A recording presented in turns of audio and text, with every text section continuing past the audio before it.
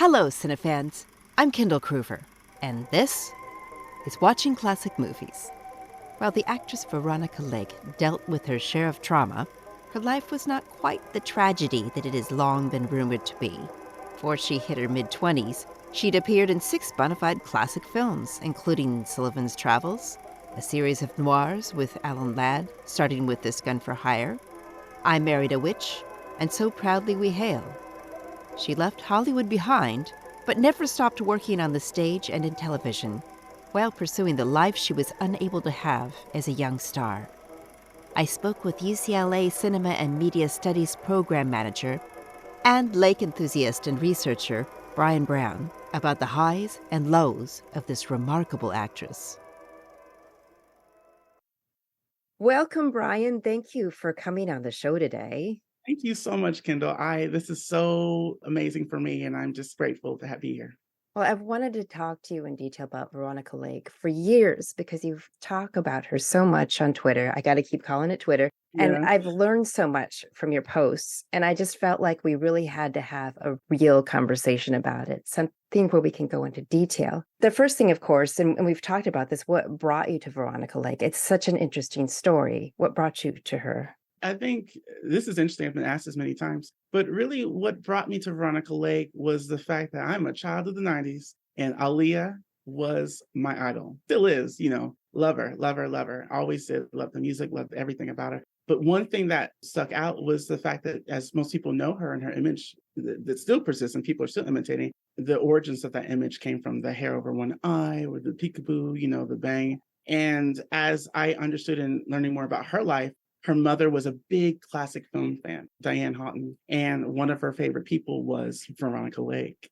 So her mother suggested to Aaliyah that, hey, this is, you want to have a mystique about you. She already had a kind of like the sunglasses and that kind of like dark look and tone, everything. Cool girl, sitting in the cut. But it was something that just heightened her image and brought it to another level. And so when I found that out, I was like, well, who in the hell is Veronica Lake? And so that led me down that path to discovery about who this person was, because I am that kind of person. I think most people that have any kind of obsession. Yeah, you want to know everything about them. So that brought me to figuring out who this person was. I was at Bowling Green when I think I first got a hold of Jeff Lindbergh's book. We'll talk about that later. But yes, that was, that was really was a catalyst for it. And then I was so intrigued by this woman who, when I realized it, Aaliyah wasn't the first person to invoke this. This has been going on.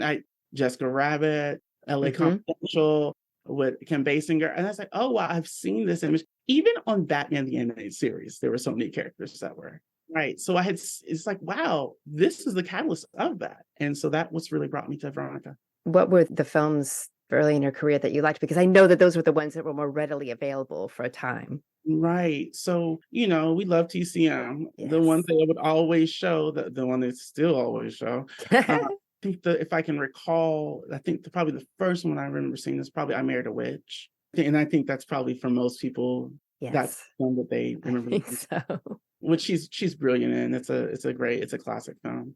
So that probably was the first one. And then it was probably This Gun for Hire. I think I saw next after that. So the classic roles. Yeah. The ones where she does have that peekaboo bang in full display, and it's the character she's kind of known for.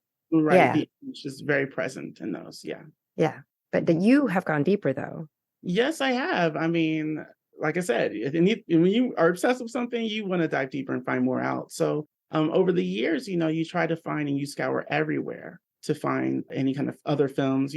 Like I said, TCM would always play the main films, Sullivan's Travels, I Married a Witch, This Gun for Hire, The Blue Dahlia, at times, So Proudly We Hail. These are the films that were big box office hits for her. So were shown in reruns and things very often and kept and preserved. But because Paramount had sold their catalog to Universal, I think in 1949, a lot of the films were not shown on TCM, but they were in the day. When I say the day, I mean like the 50s. They were shown on television, but they weren't the best quality of films. AMC for several years before I was even born, AMC does stand for American Movie Classics, by the way, you guys. To They remind you all. remind you all, they would show some of these other films that were brought over by Universal, but once they stopped doing that, it pretty much stopped. So the only way to get them was through bad bootleg copies. Mhm. And for me, it's not the most ideal thing, but I would get so excited each time I could find something that would help me move further in completing her filmography and seeing her filmography. But it takes a lot of work. And I've actually seen not every television show, but every film that she's done. So what of the things that are hard to find? And I mean, maybe this is a little bit later career. Mhm. Do you find really essential that you love?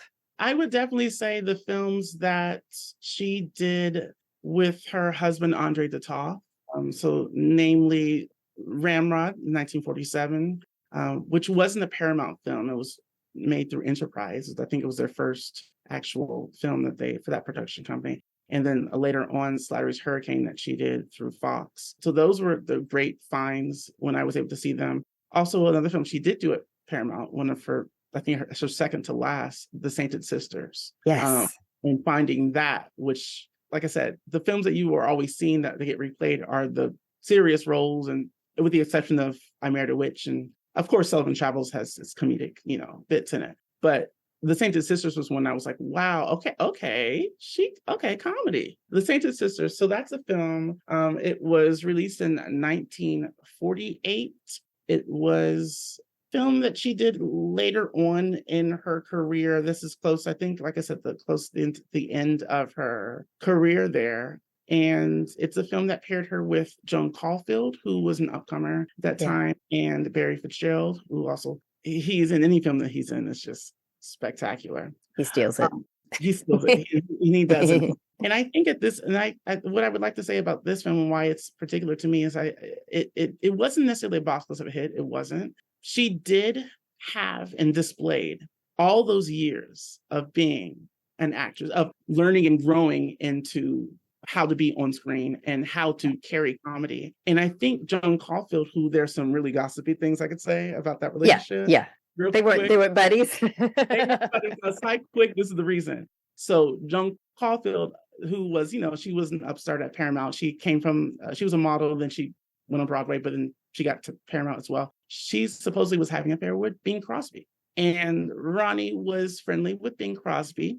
And I also think, just like they did with, Sherry North and Kim Novak and Jane Mansfield with Marilyn Monroe, I think Paramount executives tried to place Joan Caulfield as a threat to Veronica Lake. And so she was very, very conscious that they did not get along. She, like I said, the fair thing she looked down upon. She didn't really care for that. But you see it in the comedy. Yeah. Because he plays such opposed kind of like types. Joan Caulfield plays this light, kind of innocent airhead, I guess. And Ronnie is the machinacious, like, let's get this money, girl.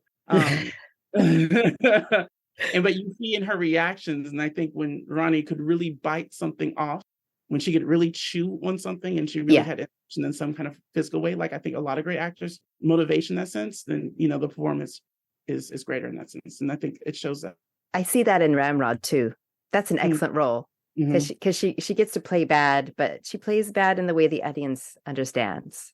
Because she's ambitious, and this is the only way she can fulfill her ambitions. But yes, yeah, definitely. And I think there's on that to speak on that and the layers of that. This is the first film that she made with her husband Andre Detoff, who was a film director, Hungarian film director. Most people know him from House of Wax in I think that was 53, 54. He had no pun intended, a great eye and a great sense of action. And, most of his films have these kind of depths and these levels to them, which are very attributable to film noir. So in this film, she got to expand and have a character who is ironically named Connie. So, Veronica Lake. Oh, that's right. Constance Francis. Her real name. Mm-hmm. So in the film, her character's name is Connie Dickinson. And she's an ambitious woman. She's like you say, a woman that is, just trying to look out for herself, but maybe through some devious means and machinations. But it's multi-layered. You actually, when you watch a film, at least when I do, you do sympathize with her because of her situation. Does she manipulate men? Yes. She uses her feminine wiles when she can. Does she do some devious things? Yes. But you don't hate her at the end. Yeah. No, it is a character that had a lot of depth. And I do say, even though their marriage was pretty bad, he did provide her with a role like this. And I think it was great. It showed a lot for her. And it was just a great expansion in her only real Western. I don't count Stronghold. We won't talk about that film. I don't care to, because I have seen that. it's as Ronnie says, it was a dogma film, and it truly is. Oh yeah. I mean, okay, folks, you got to read the autobiography, because the way she writes about those later films that she didn't like so much, it's pretty good. She doesn't fool herself, and it's great.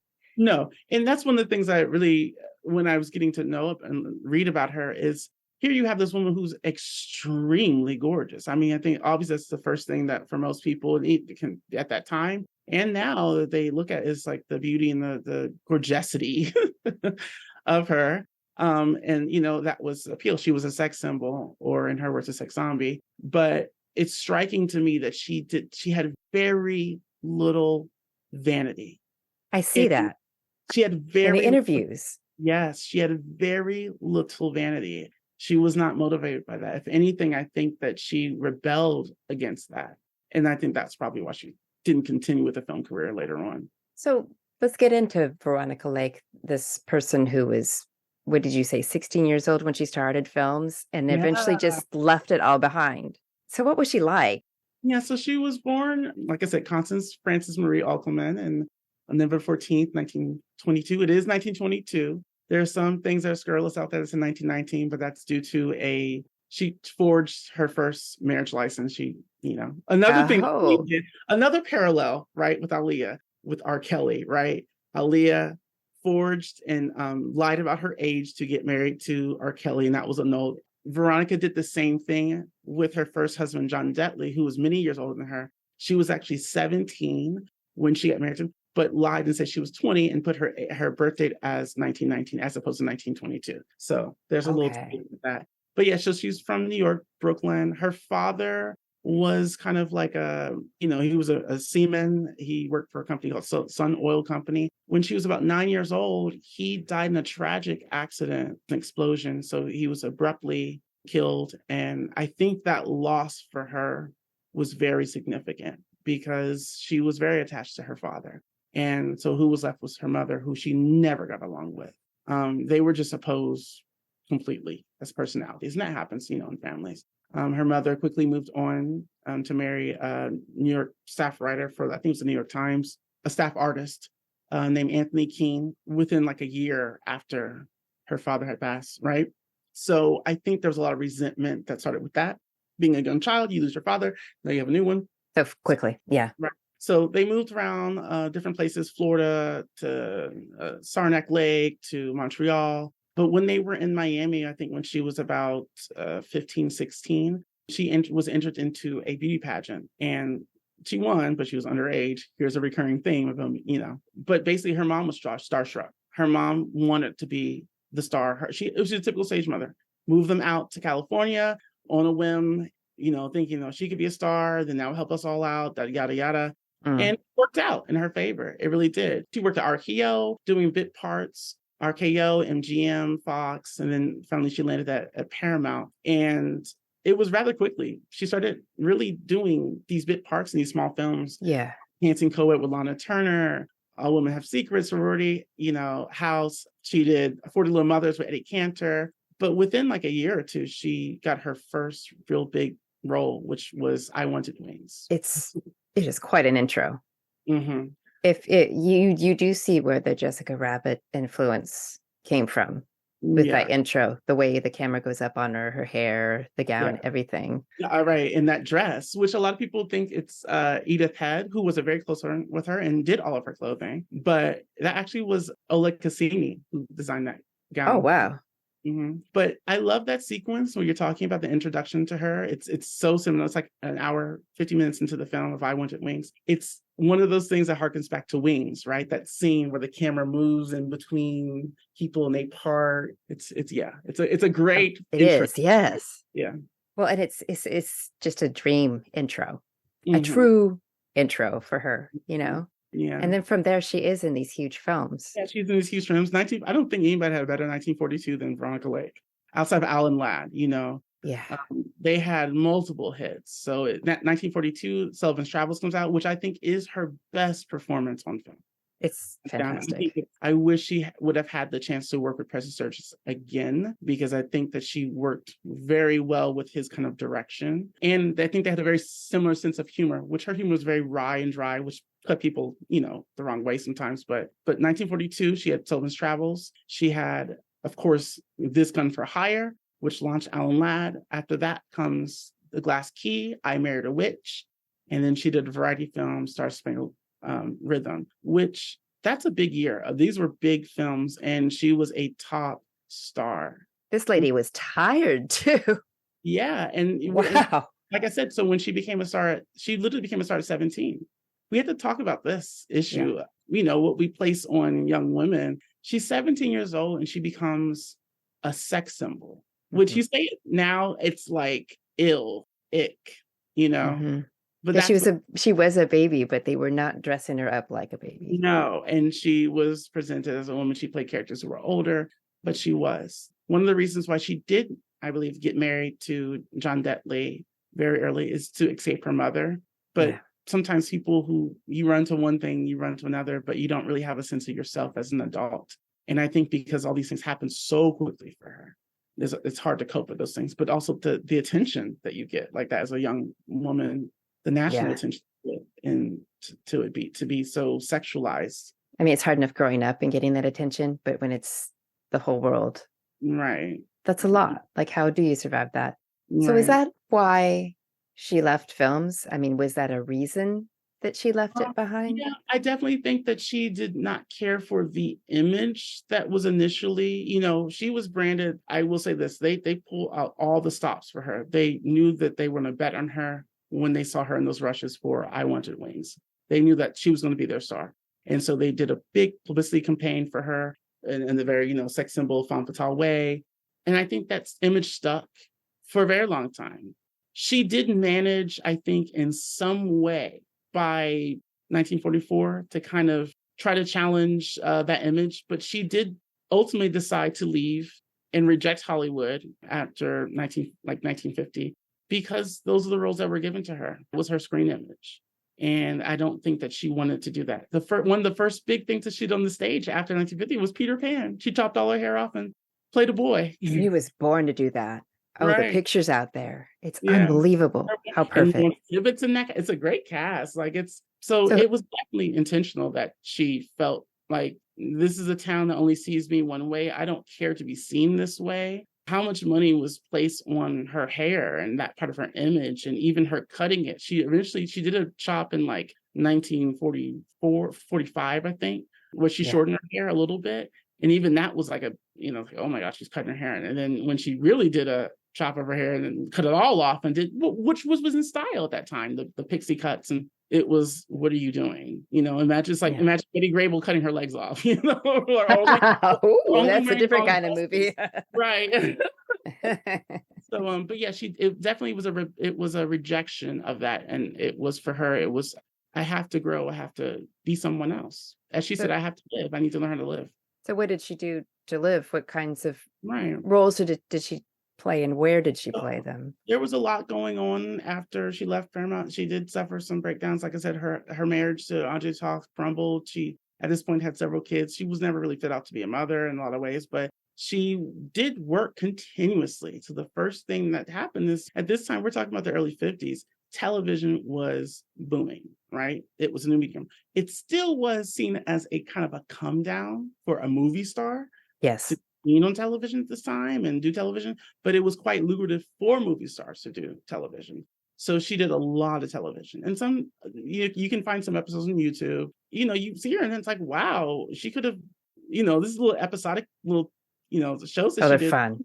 Yeah, but she could have, if they had expanded on film, it would have been great, But she did a lot of that. She expanded, but she worked consistently in television. And then she also did so much on stage. I mentioned Peter Pan, but she also did Gramercy Ghost. She did a lot of different stage shows. She actually, she started on stage. She started with Bliss Hayden before she started doing film work. That was her training in 1939. But she went back to the stage, as so many of those actors did that lost their contract. Remember, this is also a time where the studio system was breaking up. So they were divesting themselves of a lot of their contract players and such like that. So a lot of people were going back on stage. So she just was doing what everyone else was doing at that time, movie stars. And she did touring productions, she did summer stock, she did it all. And I think she really expanded and grew as a professional, as an actress during that period. And it seems like that was very fruitful for her until she was injured in one of the stage productions. So she couldn't work for a little bit. And that's where we get to the poor Veronica Lake part. And so this is an interesting part of her story, because you can see how what she was doing then, like, for instance, working as a waitress and living upstairs. If you look at it practically, it seems like a rest, and maybe a way to have a simpler life and just enjoy being around people. That was my perspective on it, but apparently that's not really how it was seen. No, it was a come down. She was a huge movie star. She was a big deal. And so for everyone else to see this person and, oh, you're not on Broadway, you're off Broadway. Oh, you're working at the Martha Washington Hotel, you're doing this. Oh, it was seen as a kind of come down in life. Like, wow, this once great movie star, look where they are now. We still do this. Yeah. We still do this with people. I don't know if it's like some kind of like sadistic joy that some people have, but we like to tear people down or see them at their heights and then see them at their bottoms and like, ooh, well, you're not so great. And I think that she was a fighter. If anything, she was a survivor and she was a fighter.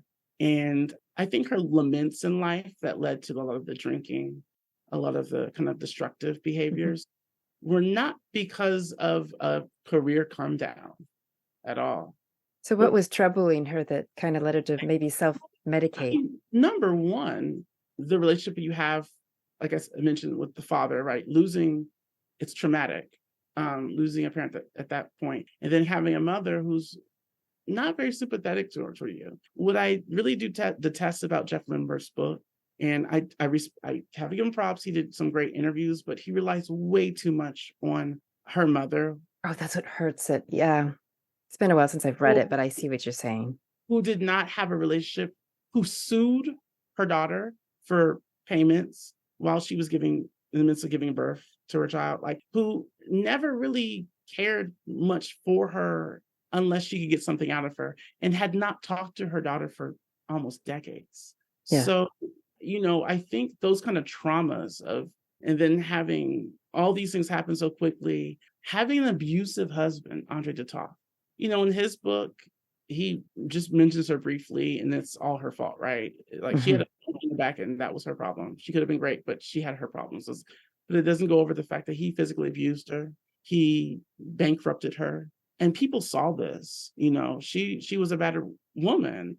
And I would hope that now we could look at that through a different lens of sympathy to understand, like, well, she made it through that, but that's traumatic. That's very traumatic. And I think those were the things, I think for her to cope, yes, she turned to substances. Also having these children. She also had a miscarriage in 1943, which, her first, John Detley, her first husband, did go on record. He did go on record and say he wasn't sure whether or not it was his child. So there was a kind of murkiness of infidelity.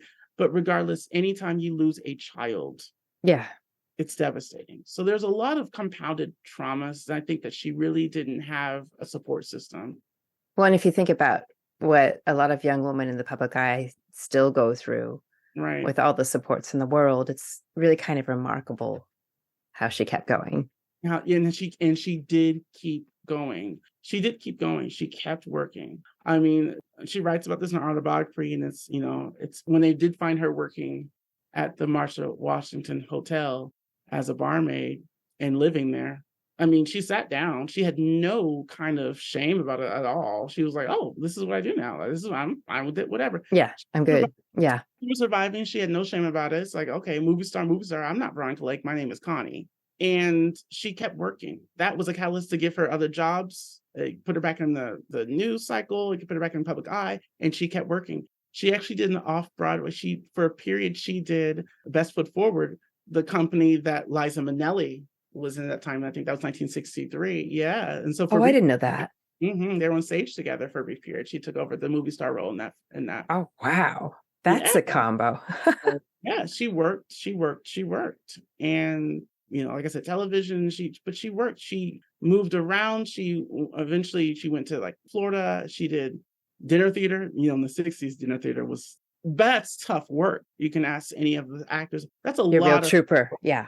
Oh, yeah. It's a lot of tough work. So, like I said, I think it's very important to kind of put it in context, right?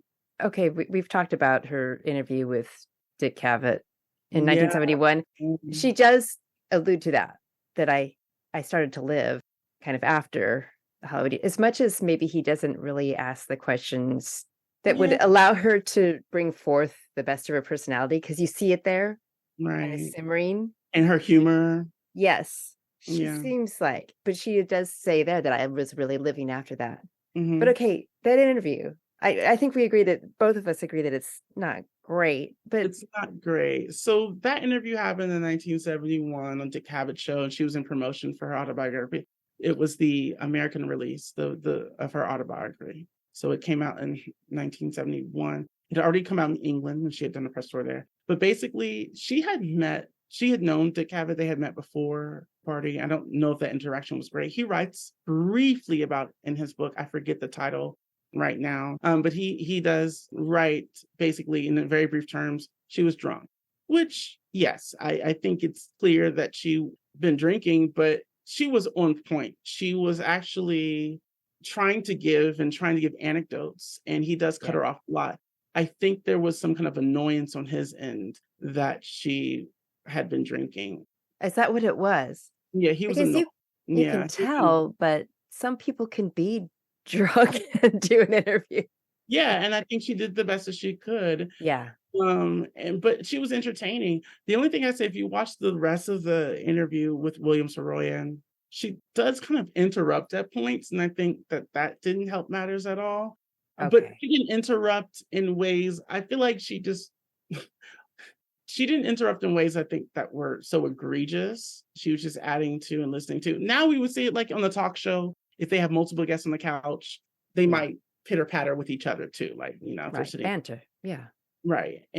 But yeah, it was very much that he did cut her off, and he displayed a lot of annoyance, and he wasn't really listening to her. And like I said, I think that it's unfortunate, because I think she really had a lot to give anecdotally. I mean, anytime you have a good star come on, I mean, he's known for those interviews where they can be candid and off like the cuff. Swanson and all that. Yeah. It's unfortunate, but I think he was basically kind of annoyed that she had been drinking. So that's what happened. Okay, because it seemed like it was just very tantalizing what you were seeing a bit of. Mm-hmm. It just wasn't happening. But it makes sense to me. I can see how they just didn't meet. I don't know. And they didn't, but you see so much. And I think that's it is. And shout out to Alan Eichler on YouTube, because he's compiled so many wonderful videos, and like he's the greatest, right? These heroes putting things out like this. Oh my gosh. Or you would never see it. You would never see it. Yes. So I would say that interview was great, because you watch it, you see her sense of humor. And I think that's so important. And you definitely see it was a very, very dry sense of humor that she had. And for some people, they just don't click with that. So you could see how some people would be maybe not understand her very well. Yeah, find it too cynical. Mm-hmm. It would fit in more now, maybe. I don't know. It would back then, I would think. Yeah, a little bit. It doesn't print well, right? These things never print well. Sarcasm doesn't really print well. Well, that's again why I like her book, though, is that it somehow does come through just right. Right. There's a section in there which is she starts a paragraph off, and it's like, oh, and this year that. But most importantly, what we should really be talking about is rape. And she goes into and it's like this weird sentence, and it's like, okay, like you read it and you're like, okay, like clearly, if you don't have that mindset, you'd be like, okay, that's strange, but you can get a sense of what her personality was, which was irreverent. And I do think that doesn't work with people who in the industry are so concerned with image and saying the right thing and looking the right way. Oh, you're absolutely right. Right. So you kind of had this shell that seemed like it was going to be that way, and then it wasn't. It made people angry. Oh my gosh, that's really interesting. Yeah. She was rebellious in the way maybe somebody in the 60s would be, but she was in the 40s. Right. Right. Yeah. Well, okay.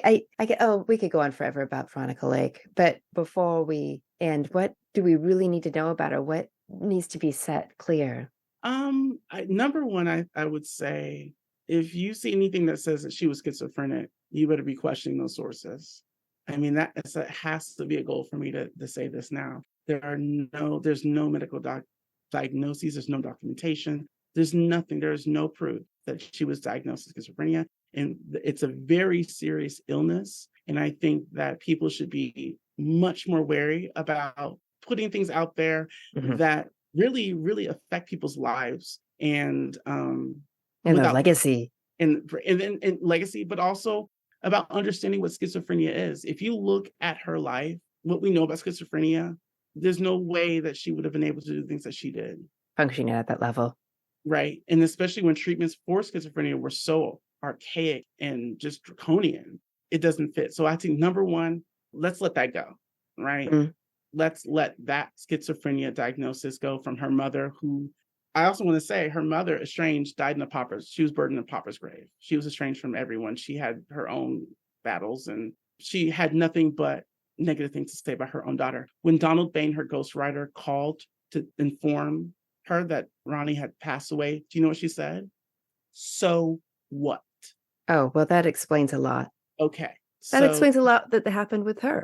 Right. So there's that. I think the other thing I want to say is just the context of like women in this period. She got such a bad rap for being a quote unquote difficult woman, but there was so much rampant sexism and the abuse that was going on. She talks about it a little bit. Some people think that the person she mentions, she didn't name the name, but people think it's Daryl Zanuck that she's talking about, that she threw a book at his genitalia, right? But I mean, it's played for laugh in the books, but it's a very serious thing. And you have to look at who was in control, who was in power, who had the power to control images and careers. And for a woman that time who dared to speak up for herself, to get paid right, to want to do the right kind of roles. I mean. Yeah. I mean, anytime you hear that they're a bitch, right, the first question should be, what were they facing? Right. What were they fighting? Who's calling them a bitch? Right. Yeah. Because, as a woman, she's not in control, even if she's the most popular movie star in the world. It's just not going to happen. Yeah. It's just not fair. Yeah. So those are the things I really want to, get across, so people just think about more in depth and with more compassion and just more broadly and just. Yeah. Yeah. I mean, these are 50 very successful years. They're bumpy, but when you think of the heights, when you think of the influence, it's remarkable. It's still to this day, she doesn't get the credit that Marilyn gets, her name being, but listen, people know her image. People know her image because every red carpet you see somebody evoking her image, and it's never stopped. And that's remarkable. So if there's one thing we take away, it's that she was capable of multitudes. And despite the fact that she didn't get everything she needed, she did put a lot out there that we still treasure to this day, whether we know it or not. Exactly. Yeah. Exactly. Yeah. Well, thank you, Brian. I am delighted we finally had this conversation. I love this woman, and I know you do too. And it's so wonderful to kind of clear the air and celebrate her as she should be celebrated. I'd appreciate you coming on. Thank you so much, Kendall. I'm just so honored to have the platform to speak about her, and I so appreciate this. For information on how to follow Brian Brown and keep up with his Veronica Lake research, go to watchingclassicmovies.com. If you're enjoying the show, please like and comment wherever you listen. I appreciate your support. Thank you for listening. This is Kendall Cruver, watching classic movies. Until next time.